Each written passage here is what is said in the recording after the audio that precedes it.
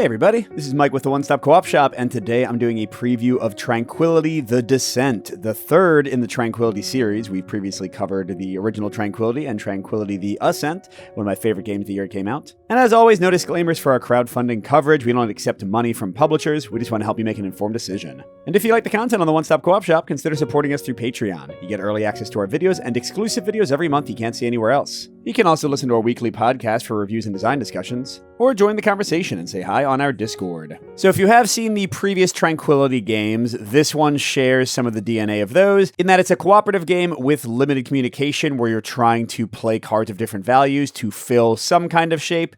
In this case, we've got these 8 cards at the top that you can partially see, and we are trying to build out 5 rows of 8 cards, so 40 spaces in total underneath them to complete the game. And Tranquility of the Descent is primarily a cooperative game for 2 to 5 players. I'm going to talk about that quite a bit in my impressions section at the end of the video. Feel free to use the timestamps to skip to that.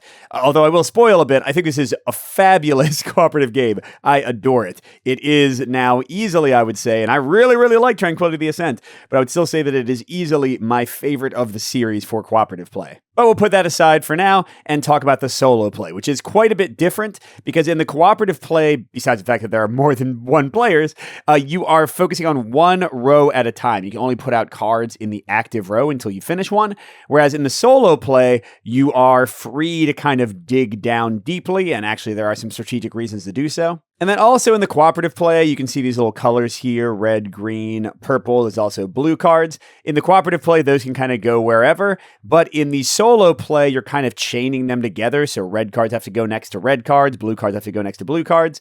So there's actually quite a few limitations in solo that don't exist in cooperative, but I'll try to explain those differences when I get to that impressions section at the end of the video. For now, let's talk about the core play of the game. So you are again trying to fill out these 40 spots, 8 by 5. And in the solo game, you'll have 4 cards in your hand at a time, and you can freely draw from the spots you see, any of these 4 decks. So you have some kind of predictability. Let's get a bunch of greens to start of what you might get.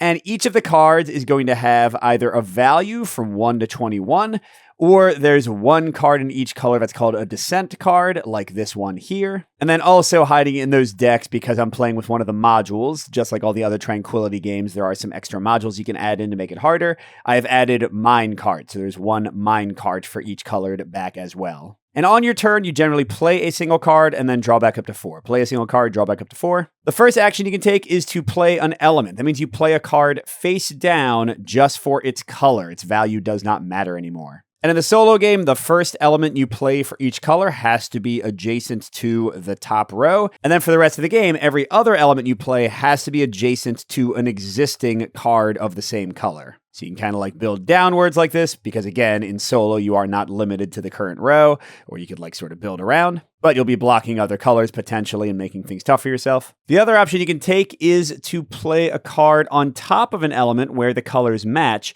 to lock it in as its number value. So here it's a 3. And the numbers are very important because they go from 1 to 21, and you need to have the numbers in each row be ascending values with no repeated values. So if I put a 3 here, I've now locked out the values 1 and 2 for that row, and I'd have to use 4 through 21 to fill all the other spots. You want to like try to find the right gaps. You don't want to jump too much and skip possibilities, because then it might be too hard to finish the row. The final option you have is to discard 3 cards of the same color to get one of these wild statues. So 3 blue cards would get you the blue, 3 red cards would get you the red. And the wild statues can go on top of any element, any color, and they don't have a value, so they fit into any gap. So even if you had like 10 and then 11, you could put a wild statue in the middle. But the big thing for solo is they become a launching off point for any color you want. I could put a green element here and a red element here. So they kind of create like little beachheads for you to expand new colors into. But they also discard 3 cards from your hand, and the deck's already pretty limited, so that can make things a little bit worrisome. Finally, there are these wild element cards. These are unlocked in different ways, depending on which player count you're playing the game at. In solo, how it works is, once I get any card played to the 5th row, the bottommost row, which I could do with my first 5 cards if I just went element, element, element, element, and just kept on going down, then I can draw those whenever I like. They can be played next to any other element because, of course, they are wild and represent all the elements. But then you can't play off of them with new colors until you actually put a number card on top and lock them in. At least that's how it works in solo. But again, that's a way for you to sort of get a color into a spot where it currently is not, because you're not going to have enough values like low and high for a given color for me to like necessarily fill in all of the left with green and all of the middle with red. All right, so those are the basics. Let's get into it. So I've got a green Descent,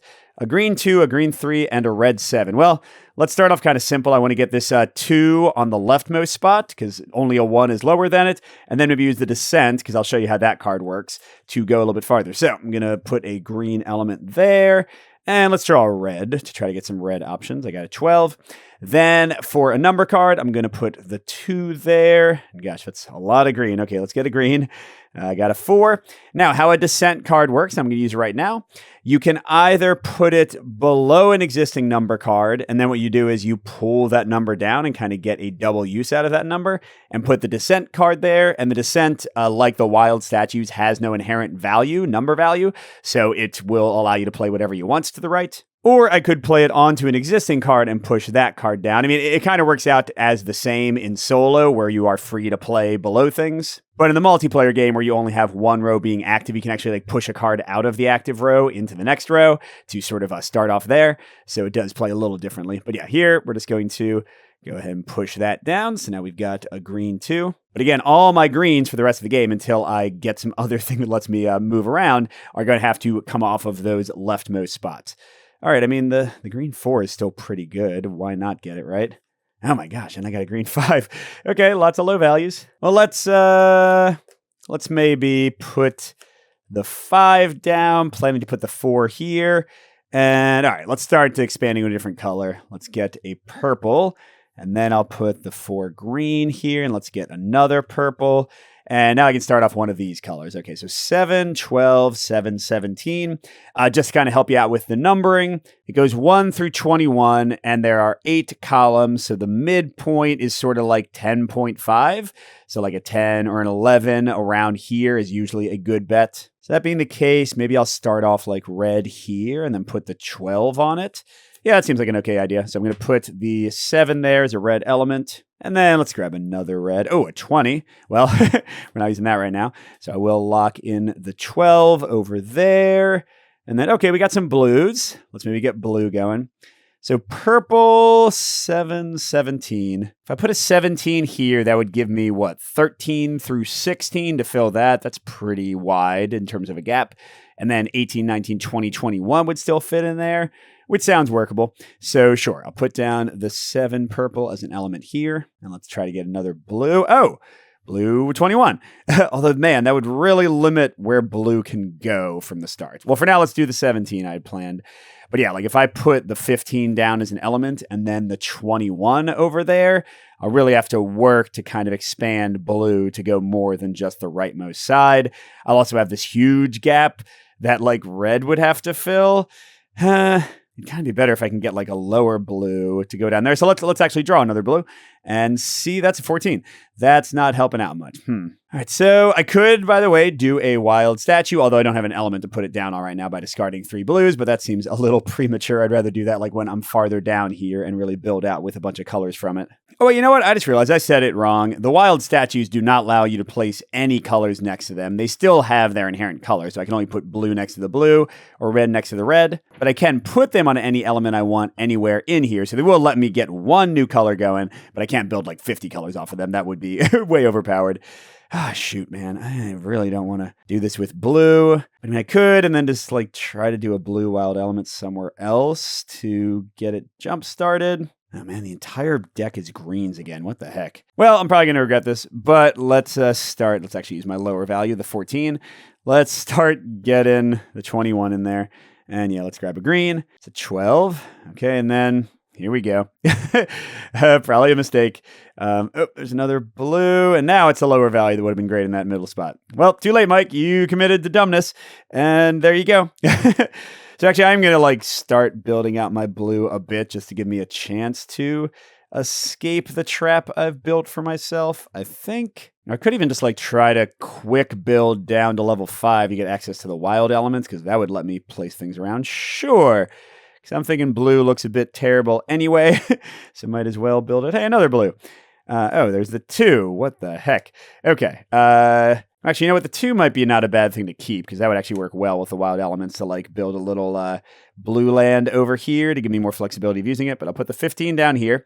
By the way, you can, I forgot to say this, one of your options is to play an element over an existing element. Now, it would still need to be next to a matching color. So I couldn't just like put a random red here. But you can kind of overwrite a color you've put out if you realize that that's not going to be a possibility to really accomplish anymore. Okay, so here we go. Probably dumb, but I now can draw anytime I draw back up. I can draw the wild elements to give me more stuff to do. And yeah, I don't actually expect to have all of those blues stay in blues, but that's just how life goes. Let's try to get some of these green. Oh, here is a minecart. So this is, again, a module you add in. In solo, I find that it's not necessarily a bad thing because it kind of lets you cheese your way into having colors in other places. In multiplayer, it strictly just makes the game harder, which is how the modules are intended. But how it works is you discard it and pick any number card, so like this 4 or this 12, and then you pick a direction, left or right, and it goes until it hits any card, including an unused element, and it just plops right on top of everything there, which again can be a really like nasty thing to deal with in multiplayer, but in solo can let you like shove a green into like a new area to suddenly be able to play greens over there or that kind of thing. So as an example, if I can get this 20 red down here and then shove it over there, I'm not going to take away the blues that's already here. I can still build off of these blues so you can kind of like create inroads, but I could have a red over there and use the 20 in an effective fashion. But currently I don't have a red to put down there. So, okay. Well, let's see. I still have a lot of greens. Let's maybe like put this down as an element here. And there's no reds to get, so let's get this. Okay, green 13 isn't really what I wanted either. Oh, but I do see a red on top. Okay, so my little red minecart plan can be enacted in a second. Okay, hold on, now let's do another green element. I'm not very good at the solo game, by the way. We do well with the multiplayer. Okay, perfect. So I'm going to put the red down as an element here. And let's get some I need to get purple like breaking out. Then let's put the 20 red here, and I'll get another purple. Then I'm going to use the mine cards. By the way, I did have to still follow the number ordering. So like I still had to have the 20 be higher than everything to its left and lower than everything to its right. In this case, I never played anything over there, so it was safe. So, all right, but now I get rid of the minecart. And now I can play reds over here or even over here if I wanted to, while the blue, functionality still remains. All right, let's get another. Okay, we got a 13. Oh, which would actually fit in there. So sure, let's do this 3 purple there. And then maybe another blue. Getting all below blue values. All right, but I will put in the 13 purple over here. And sure, another purple. Oh man, there's a lot of purples. Okay, a 21 purple. It's kind of higher than I want. And these blues are doing nothing for me. This is interesting. This is interesting. I guess I don't want to block off the red. I want to give that room to go. So maybe let me put the 21 purple down here to kind of bring that out a bit. Let's get another purple. 11 sounds workable. But where do I want it to go? I'd really rather it be like here so the red can still breathe a bit. So sure, let's do a 9 there. Grab this purple. Oh, the 15 will actually, I was going to say I could like put the 15 here, but not if I was going to use it to put down the 11. And there's no other purples right now. Crud. Okay, so we'll put the, I need to keep my spacing better here. Now let's go like that. And then, okay, I do need to get red breaking out, but I'll put an 11 here, which might be a little bit low for the 5th slot. but that's okay. Let's get another red. Okay, red 14 or red 15. If I put the 14 here, that would leave 15, 16, 17, 18, 19. I mean, that seems like a pretty good set of numbers. So sure, let's put that there. Let's get another blue. Hopefully it'll be a high number. Gosh darn it. Where did I put all the high blues down there? I don't think I did. I think I was putting low blues down. Let's get another blue. 18. That works. If I put an 18 here, no, but I might want to make that a red. So if I put like an 18 here, it's only cutting off what, 19, 20, 21, and I've already used a few of those higher values. So sure, let's lock in an 18 there. And I could actually do, I do want to consider getting like a wild statue going somewhere else. Although if I throw away a bunch of low value blues to put a wild statue down, then I won't have low values to help me. Well, it's okay. Let's get some of these greens. It's way too many greens over here. It's a 17. Doesn't really help me out much with these existing spots. All right, let's try it. I'm going to put a green here. I'll get a purple, but then I'm going to discard 3 blues, bye-bye, to put down a blue wild statue here. Oh, I can't forget I have the wild elements. But so now I can build blue off of here as well as over there. Again, giving me flexibility, and I get to draw 3 cards all at once. Okay, 19 green. I'm just trying to get some of these greens out of there. Gosh darn it. Okay, maybe I should use a wild element because it seems silly to have so many good values. Yeah, let's, I need to do something first before I can draw it. Well, the 5 purple isn't really helping much at all. So let's, I don't know, maybe go over here. But then, yeah, I'm going to draw a wild element and I'm going to put it down here, all the way at the bottom. And then let's go red again, maybe? A 2, great. And I'll put the greens. Now that's locked out, so I can only build green off of there. But again, that gives me some flexibility. I can get the 19 down here next. And let's get another red 3. I want like a high value to maybe cover that up and build out red a bit more. Or, yeah, 2 and 3. If I can get all the way over there, those would be workable, but I need a lot more cards to do that. But for now, let's go ahead and do my other plan. Get green going down here. And I don't know, blue. Start building off of that. A 20. Well, we're not doing that yet. We got a 19. Let's get another blue. A 5. 5 over here would be pretty good, right? Yeah, I kind of like that. So let's, oh wait, 20 is perfect though for that. Let's not throw away the 20, Mike. Let's get something more innocuous.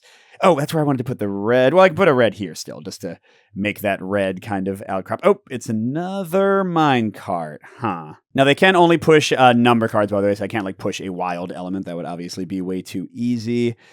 This 11 is, like, right in the middle. What if I pushed it there? That would free up a spot for red to come down, maybe? Sure, I think that's probably pretty safe. I still maintain a little bit of like a outcropping of purple. All right, what do I want to draw here? I wanted, what did I want? Blue? Blue to go off of the thing? Yeah, so let's get this. Oh, it's a descent for blue. And yeah, I just checked. You cannot pull down wild statues either. So I don't really have a use for the descent yet, but you don't want to throw them away generally because they really count as double because they don't need to go on an element. So you're getting like 2 cards for the price of 1. So I really want another blue to like put here, then play the 5 on it, then descent the 5 down into the final row. So let's get some red going. You know what? Let's just keep red alive as an option here, and then let's take another blue. Okay, a 10. I mean, that would actually be really good there. But no, I need to get some lower values going in another color other than green because that has been so like mono-focused. Okay, so I'm going to put the 10 down here. And then, I don't know, let's get another fire. 6, that's not really good. Then I'll put the 5 down here. And let's grab a purple maybe. And then I'll use the descent to push that to there. Okay. So we're doing decent, I think. I got these 2 to finish up. And these 2, and then oh gosh, I got 5 like in the middle here, and then I just got a whole bunch of gaps to fill in. And yeah, if you run out of cards and you can't play it, then clearly you lose. That's pretty obvious. Let's get another purple. 2, shoot. And 18 would be fine like here. I just don't want to play it there. So okay, let's put the 2 down. Which one do I want to do? Oh, that's right. I wanted to get the red out. I have a lot of red low value, so I can fill in that with red, I'm thinking. So that being the case, let's still leave a red option here, but let's put this 2 down there to play the 18-2 in a second. Speaking of red, let's try to, oh, it's 17. Okay. Oh, but God, that would leave this as only a, as only a 16. Maybe I cover that with a red and then put the 17 here and then 18, 9. It's really, yeah, putting a 15 there was bad. I need a mine cart to shove that. That's what I should mine cart. That would make my life a lot easier. But anyway, for now, put the 18 there. And let's get the purple. Maybe I'll get lucky. 8, that's not going to help. All right. So I want to move over here with red, right? So maybe I forget the 17, although that is, I mean, it's a really good number to go in right there. Maybe I do kill the purple. Yeah, okay, let's use the 6 to overwrite the purple. Not good to waste cards. You can kind of see that in this kind of game where it's so limited. Oh, the 9 is perfect. But then let's do the 17. It's leaving me 18 and 19. Oh, I forgot that I wanted to mine cart. Well, that idea is gone. Good job, Mike. Okay, the 16. Oh, that's perfect. Let's just go and put that down right there. That's great. So that leaves me 12 through 15 could fit in there. Kind of like that 15 would be great, but not an option. Well, let's get a green. We still have these green spots to fill in. A 7, totally workable. Do I want to give myself 1, 2, 3, 4, 5, 6 or 8, 9, 10? Or, yeah, I mean, that seems probably smarter. Okay, let's keep going. Purple, 6. I mean, I could cover up the green and then put the 8 purple there, but that seems maybe a little short-sighted. Oh, here, let's build right, like I was talking about, with the 3 to maybe put the 9 there. Because with that being a descent, I would have 1 through 8 to fill those 2 slots, which is really not that bad. Oh, and a descent for red, huh? Unfortunately, it's too late for the 15 because I blocked it with an element, so I can't pull that in there where it would be perfect. That would have been the move. There were so many things I could have done with the 15 if I was paying more attention. So let's get the 9 down here, and I guess I could descent that. But let's see what other reds. Oh, a 5. That's also pretty good. Oh, and then I could descent that one. So that's what I want to do. I want to get some purples away, get another red. Boom, element 5, descent it down, would perfectly slot him with the 4. I think that's going to be my best option. So I need to do these purples. I mean, none of these numbers are any good. I mean, I know I need something here, right? So let's go there. Although, actually, wait, I forgot about, I was thinking I could play like the 8 here, right? And then if I do get the 5 here and descent it down, that would work out perfectly. So sure, let's put the 6 down as an element here. And then I want to get another red. 10, that's fine. So I'll use that as the element there. And, I don't know, let's get another green. 11, gosh darn it, they can't be equal, so that won't help. But yeah, now let's do I already know all the next moves. I'm doing that. And let's get another green. A 6. That doesn't work either. I mean, I could finish off that. Or I could go there, actually, with the 6. That's probably the best. Oh, no, that's right. I'm doing the red 5 there, aren't I? So I'll put the red 5 and maybe get some blue going. Well, I kind of want to finish what I'm working on. Let's get another red. 13. Okay, and then I'm going to do the descent to make this slot in, which it does nicely. Okay, so I just have one more spot to fill there, one more there, and then this entire... I mean, the nice thing is I've got like options, right? I've got blue or green over here. I've got purple, red, blue, and green over here, so I can kind of... I think I've set myself up somewhat nicely. There also appear to be only blues on top of the deck. What do I do about that? Okay, let's get a blue. It's a 1. Which is a beautiful thing to have, but I can't use it yet. So this, by the way, look, descent. I just need anything 8 through 1 here. So that being the case, I want to use the 6 green here. So let's put a red down, and I'm sure I'll get some kind of low red at some point to use it. But let's get a blue, because I want to get this 1 out of my hand. Okay, a blue 7. Unfortunately, it's actually kind of useful. All right, let's still use it. Put that down. Planning to put the 1 there in a moment. Let's get the red. Maybe it'll be the low one I need. Oh, that is low enough because of the arrow. So sure, lock that in. That 1 is totally fine because it's, yep, that's great. Okay, it's actually working out. Let's get a blue, 17. That would work out well there. But first, let's go ahead and get my 1 here.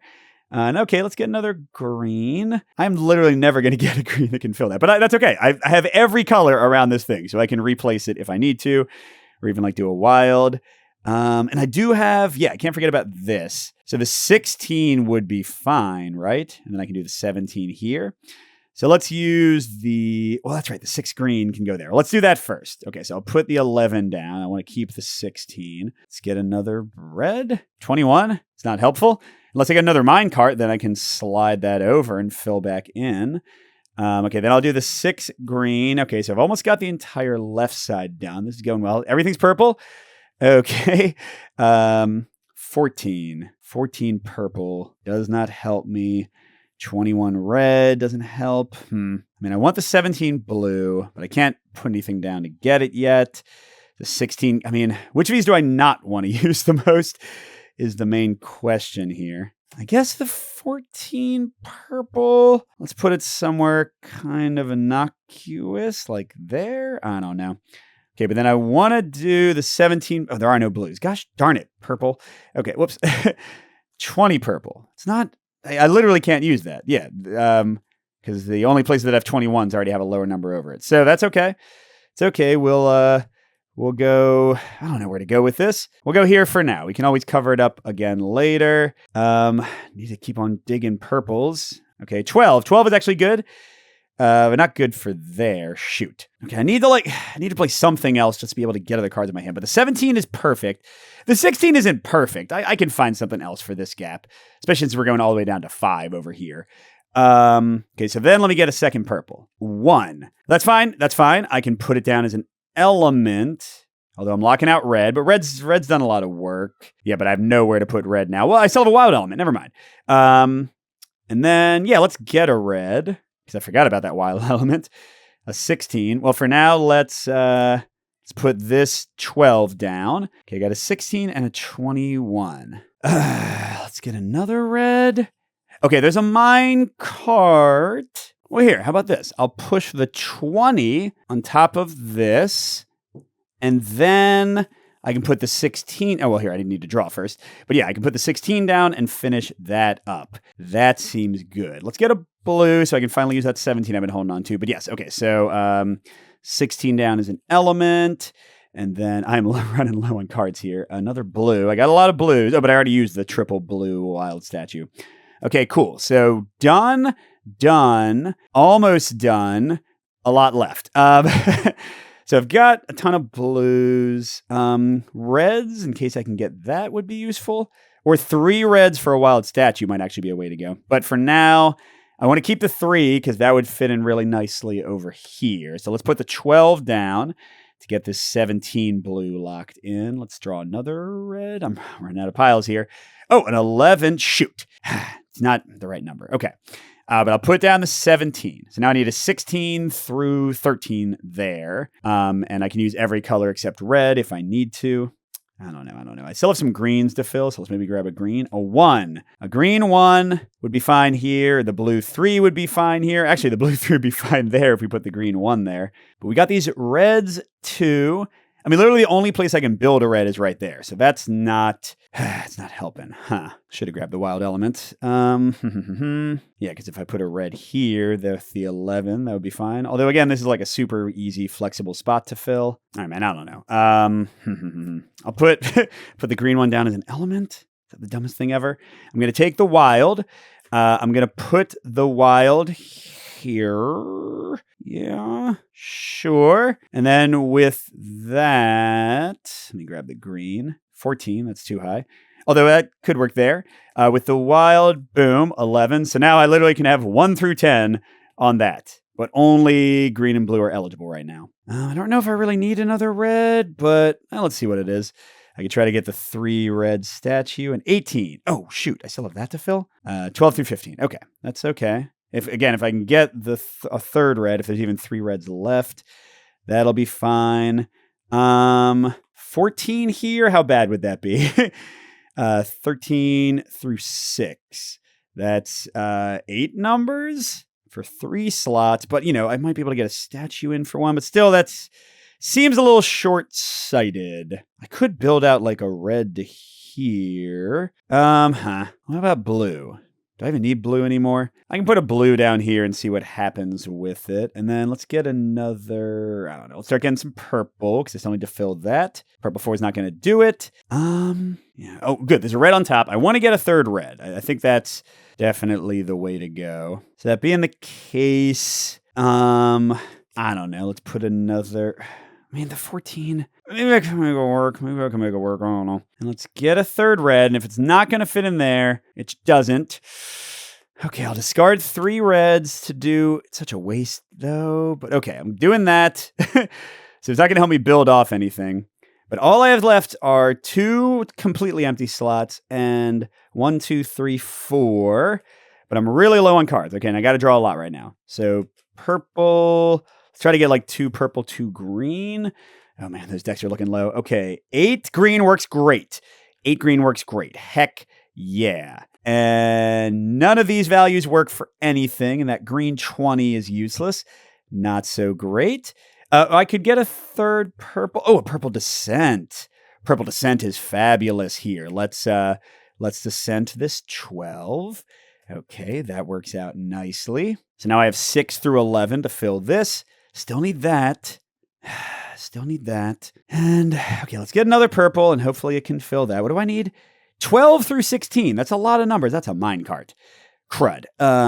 Where? Oh, shoot. I forgot about the minecarts. Where can I minecart here? Like the 19 on top of the 21 wouldn't be too terrible. No, but I already have a 20. I could do the 19 on top of the 14 and then put the 20 in there. Yeah, that seems like a pretty safe way to do it. Okay, so I'm minecarting the 19.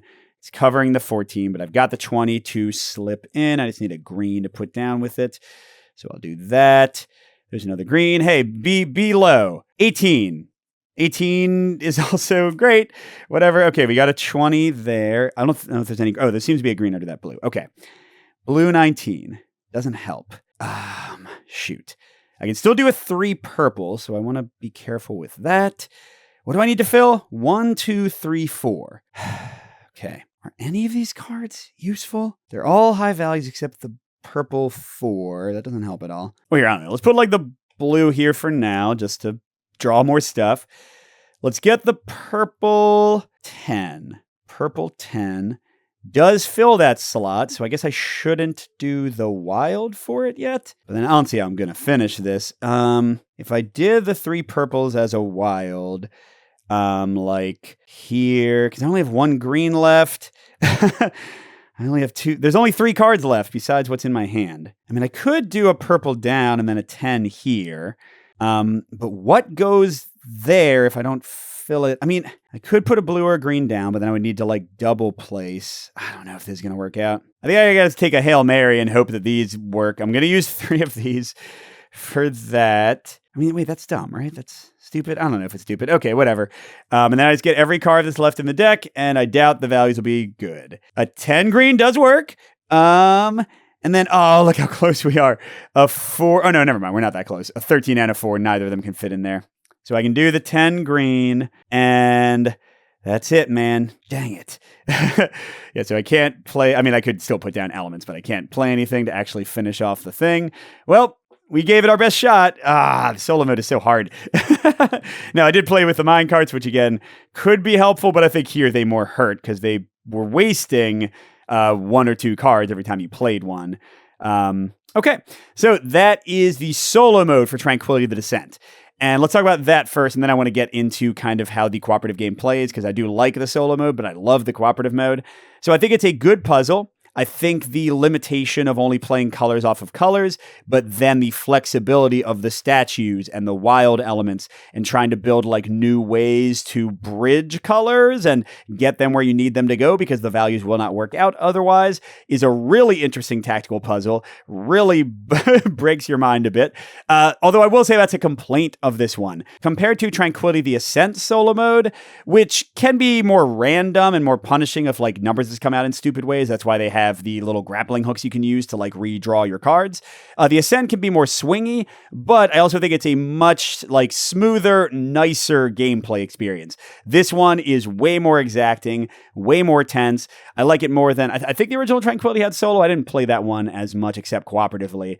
But yeah, I think this is the toughest solo puzzle of the three, for better or worse. I think it's going to feel more punishing and challenging, and if you just want like kind of a light little solo experience, and you don't want to think that hard, I think this is not the way to go. Even though it's a little card game, it is not little in terms of the brain power it requires. But besides that, the solo mode is a great puzzle, really challenging, but as good as it is, I like the co-op better. So what's going on with the co-op? Let's grab some of these cards. So first of all, like I said, I'll organize them later. You're only working with one row at a time. Now you can place anywhere in that row, but then once the row is finished, you can start building into the next row. And it is much more free form. You don't have to have colors matching each other or anything. You're just limited by that row and limited by players taking turns. You aren't allowed to say anything. You aren't allowed to share any information. But here is the genius move. Love it so much. The genius move of Tranquility the Descent in co-op. Whenever you get cards, you organize them in your hand from lowest to highest value, okay? And then the other players are seeing your hand held up the entire time. They know what your lowest color is. They know what your highest color is. They don't know the exact values, but you can make so many cool plays with this. Like, okay, I see that your lowest is red, so I'm going to, put down a red, and I hope that, oh, look, that was just around where you wanted it to be. So this little simple mechanic is having you constantly pay attention to the other players, constantly pay attention to their hands. It's one of the most collaborative and other player focused limited communication games I have ever seen. What it really reminds me of a ton is Bomb Busters, and I adore Bomb Busters because in Bomb Busters, you're paying attention to where things are and where the gaps are. Oh my gosh, your lowest is a 5. That means a lot for your hand. Same thing here. So let's say this is my hand. Y'all see this, and I play my lowest card, and it's a 17.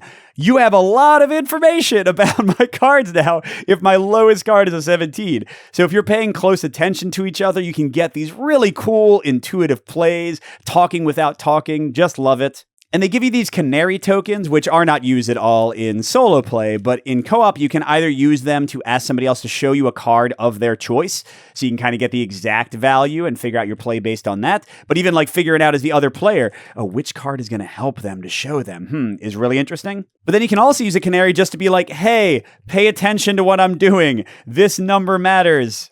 For example, if I play a 17 as my leftmost card and let everyone know that every other card in my hand is a 17 or higher. And also for the wild statues in co-op, you can pay with any cards from anybody's hand. So I could take 2 of your cards sight unseen and 1 of mine to pay for it. But I don't know if I'm stealing the exact card that you needed, or I could get a mine cart, which just gets rid of it because you can't discard mine carts on your own, but somebody else can accidentally discard them. So yeah, the cooperation here is friggin' great. And again, you can play the game as base. It's very tough on solo, even with the base game, but for co-op, we win pretty consistently at the base level. But then you can add in the mine carts, which add in a bit more complication. And of course, because it's Tranquility, they go even crazier than that. You can also flip over these cards and give yourself is kind of like the mountains in Tranquility the Ascent, if you saw that.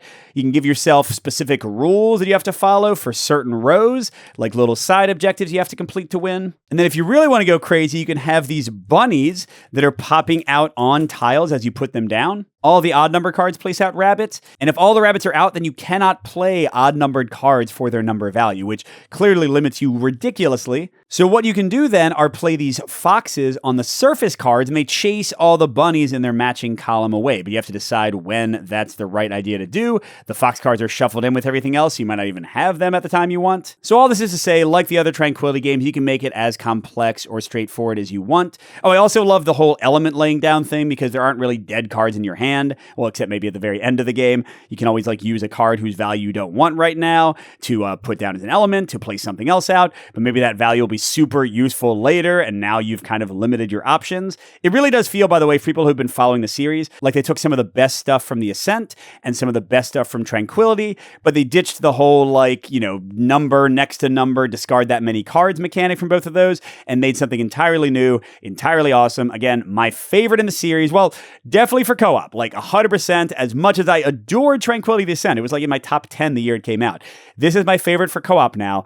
For solo, this is my favorite if I want my brain to hurt. I like Tranquility the Ascent more for a straightforward, fun solo experience. But there you go. That is Tranquility the Descent. It rocks for such a small little game. Such a good time. And it should be on crowdfunding now or soon, so check the link in the video description. And thanks for watching, everybody, and a special thank you to our biggest Patreon supporters, J. William F., Steve Wren, Pedro Lucas, Miles, Casey W., Andrew R., and Chris C. We'll see you at the next stop.